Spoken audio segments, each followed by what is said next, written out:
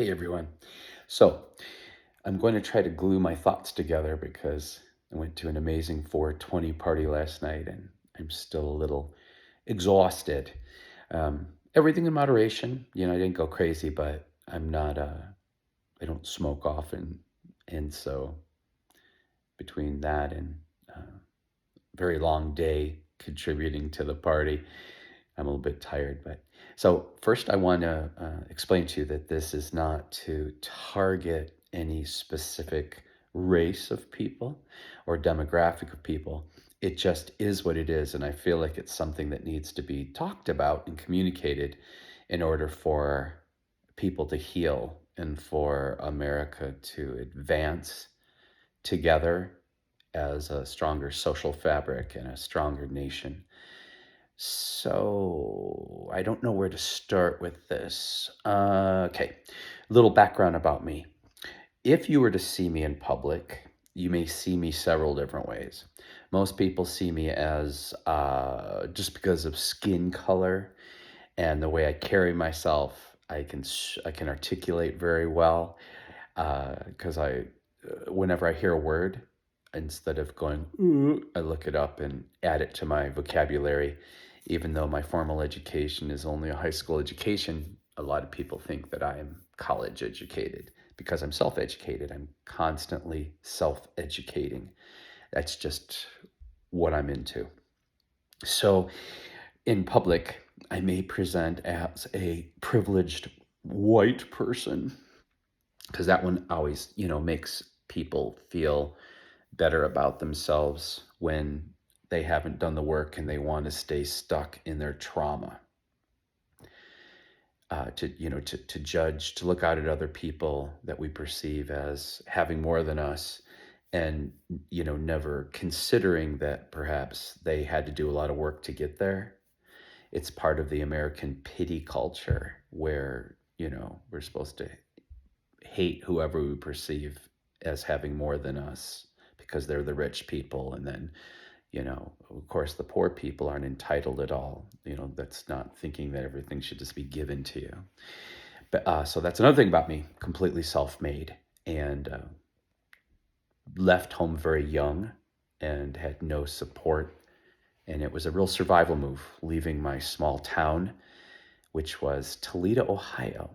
And Toledo, Ohio is basically the mirror of Detroit. So it's a factory town, and there is, I think, alcoholism and addiction and a lot of the darker things that come along with that culture are normalized there.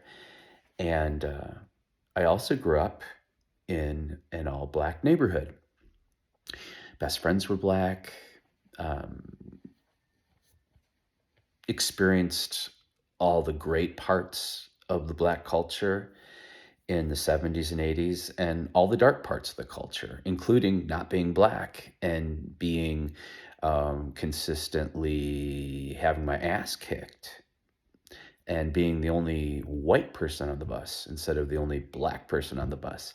But this did not make me hateful. This did not make me racist. This made me acutely aware of what it was like to be the minority. Most people don't do that. Most people would take that and form a trauma around it, but I didn't. I got it. I got it. And the reason I got it was because some of my deepest and dearest friends and allies were African American. Now, here's another funny thing. You would wonder if I was raised around in primarily African American culture, why do I speak this certain way and why do I present this certain way? Like, why didn't I fully imprint on that? And that's because I, unlike other people, I never saw anything glamorous about it. I mean, I extracted from it the things that were real. I liked the directness. I liked the loyalty, the tribalism of it. But there was a lot of shit that I didn't prescribe to, and a lot of the generational poverty and violence and this just this chain that kept going, that a lot of time was tethered to faith. Believe it or not, church and God is supposed to be such a great thing, but a lot of times that worked, I believe, worked against a lot of the people that I saw, and that a lot of people just never got help um, professionally for the sexual and physical and generational trauma that was passed down for them, passed down to them. And so I didn't have this like idealized perspective of the African American culture. I didn't need to speak ebonically. I didn't need to dress a certain way.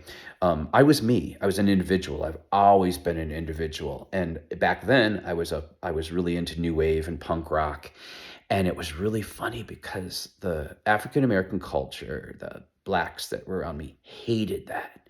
They hated the fact that I could pass, that I could have all this privilege, but I was basically making myself stand out. I was making myself weird when I had what I could easily have, in their perspective, have had it. I could have had it so easy by just looking like a normal white person. And the funny thing is, I'm not just white, I'm mixed, but that's complicated enough and irrelevant because no matter what my genetics are, people are going to judge me on the book cover. So, but that was really interesting to me that I noticed early on that there was this real venom when I was an individual. And the thing was, I created, of course, I loved the style of the day. I loved the punk style. I loved new wave. For me, it served two purposes, and it still does serve two purposes. And now that I'm hitting almost 60 years old, I'm going back to my punk roots and presenting as punk again publicly, punk and goth. Because what I learned before I became a fully pronounced individual was that I'm also an artist, and I also have a lot of things that make me different from the average person. Not better, but different. And when I look normal and was pretending to be Google Gobble, one of the masses, then you attract people who are very repressed, people that are normal, and people, who dress a certain way, and they stay in these boxes out of fear of being rejected, fear of being ridiculed. And then suddenly, when I just am going to be me, and I'm going to be artistic or be hyper intelligent, or I'm going to be divergent, I'm going to challenge the norm, it's a problem. So by presenting myself physically with colorful clothing or crazy jewelry or big ass pair of shoes, some big old platform shoes like I did yesterday, a pair of Dolce and Gabbana vintage plaid pants, nobody knew what that is. But I'm showing, it's like a snake showing its stripes. It's saying, I'm saying, I am different. I'm not doing this for attention, but you need to know this about me before you approach me so we have an understanding. So that way, neither of us will invest in a relationship or a friendship and be uncomfortable or, be uncomfortable in the future. It was back in the 80s, it was a very valuable tool for me. And it was the first time in my life, once I went punk and committed to it, that I had genuine friends and I was drawing genuine people to me that valued my individuality and weren't threatened by it. So, that being said, my neighbors have this 420 party yesterday, and it was great. They had all kinds of food, and you might have seen my last video, you might want to check it out. I made this crazy cake. It took me 3 days to make this psychedelic octopus cake. The thing that threw me for a loop, though, because I don't know them really well, they're legal cannabis growers, but there was quite a few African Americans there. And where I live, African Americans are kind of like unicorns. You don't see black people around here very often. So this was kind of exciting for me, And what it turned out to be is 99% of the music was live entertainment, was rap music.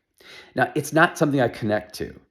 Yeah, I understand the struggle. I recognize the music as an amazing American art form. I think it's given voice and power to the African American community. And I think that's fantastic, but it's not my thing because I experienced all that trauma.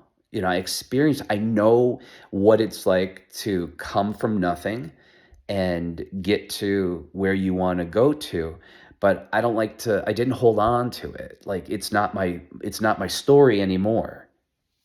I don't I did and I just kind of feel like a lot of times it's so obvious, like there hasn't been any progress with it. It's always so focused on, it's so egocentric and so trauma centric that I don't find it to be like empowering anymore. It's been done and now it's just kind of a redundant. It bores me. It's boring to me. I get it, but I just don't connect to it. And they wouldn't connect to my music, what I'm into. So it's cool. Everyone has their own thing.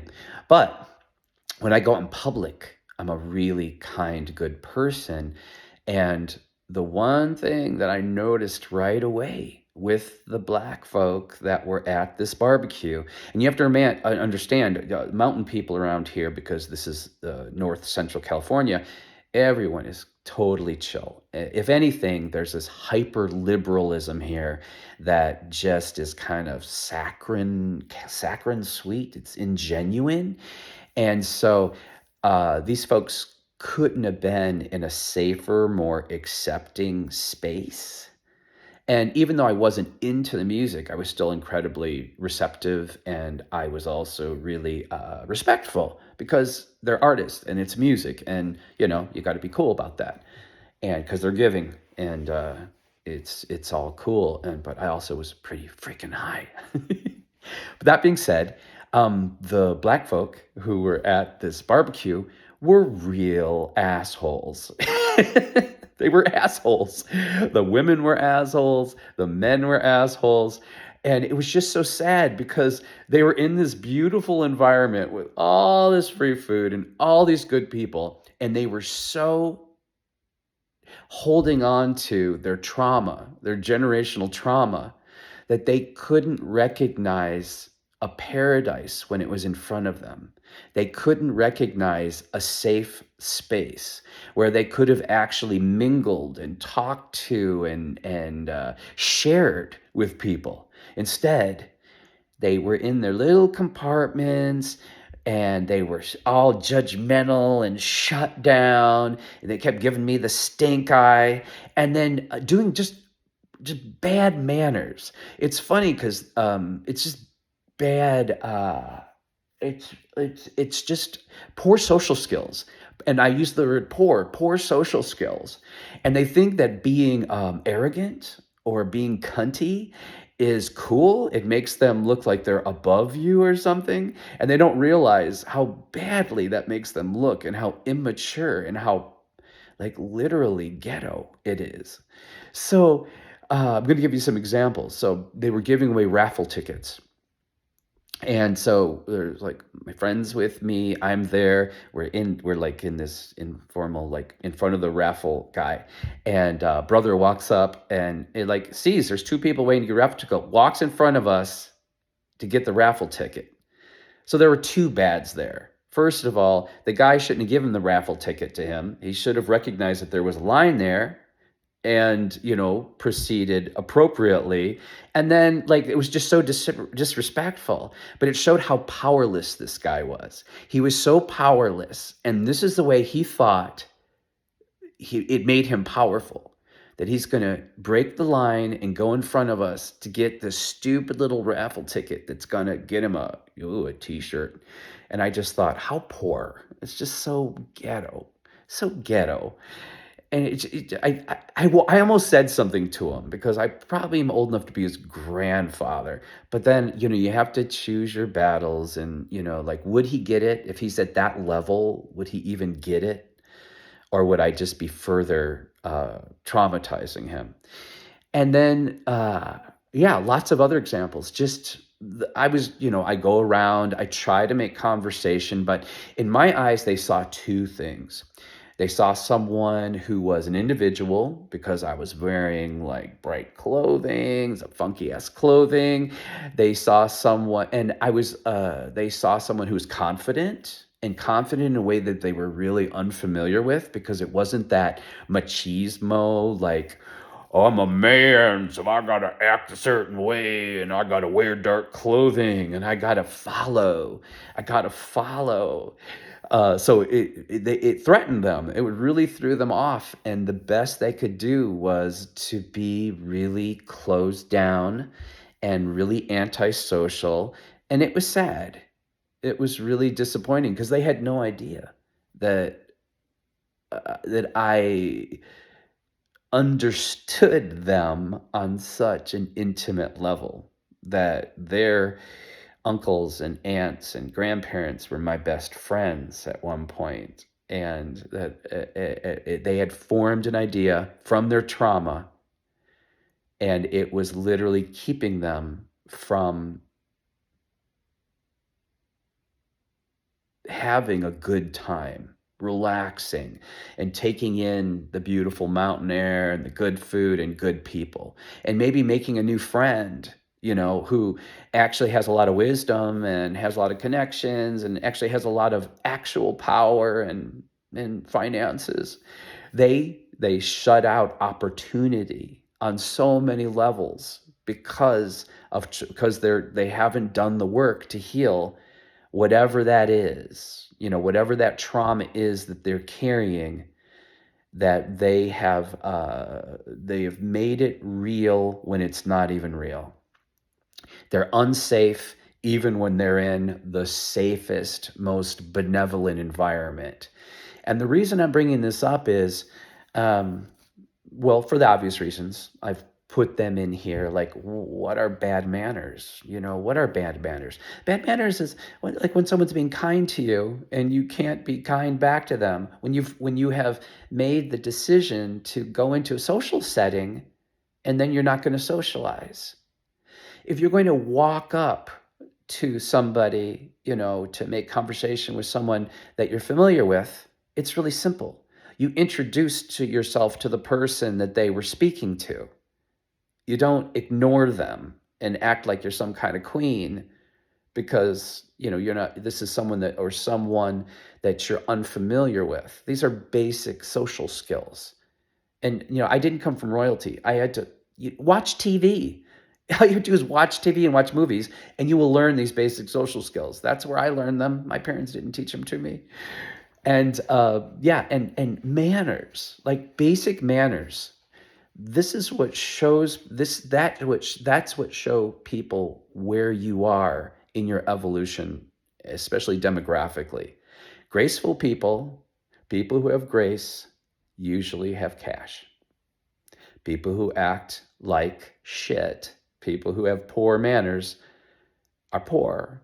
And even if they get the money, they're still poor because there's levels of poor. It's not just a financial thing. It's a